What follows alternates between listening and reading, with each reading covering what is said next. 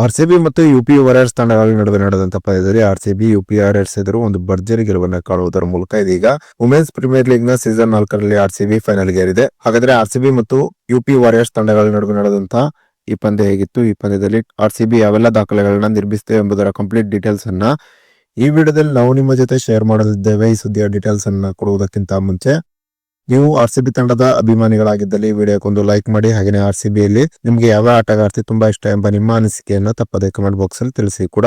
ವಡೋದರದಲ್ಲಿ RCB ಮತ್ತು UP warriors ತಂಡಗಳ ನಡುವೆ ನಡೆದಂತಹ ಪಂದ್ಯದಲ್ಲಿ ಟಾಸ್ ಆಗಿದ್ದಂತ ಆರ್ಸಿಬಿ ಮೊದಲು ಫೀಲ್ಡಿಂಗ್ ಅನ್ನು ಆಯ್ಕೆ ಮಾಡಿಕೊಂಡಿತು. ಇನ್ನು ಟಾಸ್ ಸೋತು ಮೊದಲು ಬ್ಯಾಟಿಂಗ್ ಇಳಿದಂತ ಯುಪಿ ವಾರಿಯರ್ಸ್ ತಂಡದ ಪರವಾಗಿ ದೀಪ್ತಿ ಶರ್ಮಾ ಒಂದು ಉತ್ತಮವಾದ ಬ್ಯಾಟಿಂಗ್ ಪ್ರದರ್ಶನವನ್ನು ತೋರುವುದರ ಮೂಲಕ 43 ಎಸೆತದಲ್ಲಿ 55 ರನ್ ಅನ್ನು ಹೊಡೆದರು. ಇನ್ನು ನಾಯಕಿ ಮೆಗ್ ಲ್ಯಾನಿಂಗ್ 30 ಎಸೆತದಲ್ಲಿ 41 ರನ್ ಅನ್ನು ಹೊಡೆದರು. ಯುಪಿ ವಾರಿಯರ್ಸ್ ತಂಡ ಒಂದು ಹಂತದಲ್ಲಿ 8 ಓವರ್ನಲ್ಲಿ 74 ರನ್ಗಳನ್ನು ಹೊಡೆದು ಸುಸ್ಥಿತಿಯಲ್ಲಿತ್ತು. ಈ ಹಂತದಲ್ಲಿ ಮೆಗ್ ಲ್ಯಾನಿಂಗ್ ಔಟ್ ಆದರು. ಮೆಗ್ ಲ್ಯಾನಿಂಗ್ ಔಟ್ ಆದ ನಂತರ ಬ್ಯಾಟಿಂಗ್ ಬಂದಂತಹ ಯಾವುದೇ ಒಬ್ಬ ಪ್ಲೇಯರ್ ಕೂಡ ದೀಪ್ತಿ ಶರ್ಮಾಗೆ ಒಂದು ಉತ್ತಮವಾದ ಸಾಥನ್ನು ನೀಡಲಿಲ್ಲ. ಈ ಕಾರಣದಿಂದಾಗಿ ಯುಪಿ ವಾರಿಯರ್ಸ್ ತಂಡ ಆರ್ಸಿಬಿ ಎದುರು ತೆಗೆದಿದ್ದ 20 ಓವರ್ನಲ್ಲಿ 8 ವಿಕೆಟ್ಗಳನ್ನ ಕಳೆದುಕೊಂಡು 143 ರನ್ಗಳನ್ನ ಮಾತ್ರ ಹೊಡೆಯಿತು.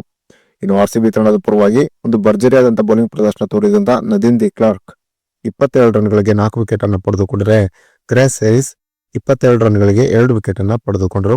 ಇನ್ನು ಗೆಲುವಿಗಾಗಿ 144 ರನ್ಗಳ ಗುರಿಯನ್ನು ಪಡೆದಂತ ಆರ್ಸಿಬಿ 13.1 ಓವರ್ನಲ್ಲಿ 2 ವಿಕೆಟ್ ಅನ್ನ ಕಳೆದುಕೊಂಡು ಈ ಗುರಿಯನ್ನು ತಲುಪಿತು. ಯುಪಿ ವಾರಿಯರ್ಸ್ ಎದುರು ನಡೆದಂತಹ ಪಂದ್ಯದಲ್ಲಿ ಆರ್ಸಿಬಿ ತಂಡದ ಪರವಾಗಿ ಗ್ರೇಸ್ ಹ್ಯಾರಿಸ್ ಒಂದು ಭರ್ಜರಿಯಾದಂತಹ ಬ್ಯಾಟಿಂಗ್ ಪ್ರದರ್ಶನ ತೋರಿದರು. ಗ್ರೇಸ್ ಹ್ಯಾರಿಸ್ ಕೇವಲ 37 ಎಸೆತದಲ್ಲಿ 75 ರನ್ ಅನ್ನು ಹೊಡೆದರು. ಇದರಲ್ಲಿ 13 4 ಮತ್ತು 2 ಭರ್ಜರಿ ಸಿಕ್ಸರ್ ಸೇರಿತ್ತು.